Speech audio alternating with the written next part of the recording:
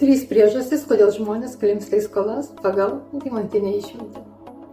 Pirma, kai nesuprantame, iš kur atsiranda pinigai.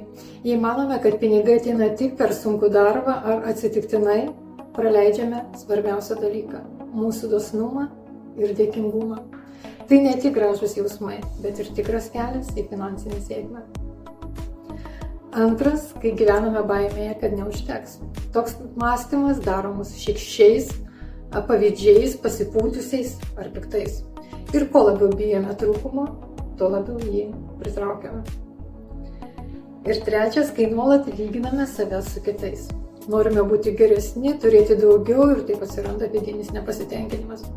Atrodo, kad vis kažko trūksta. Daiktų, pinigų, pripažinimo ir užuot. Padėję vieni kitiems, imame konkuruoti.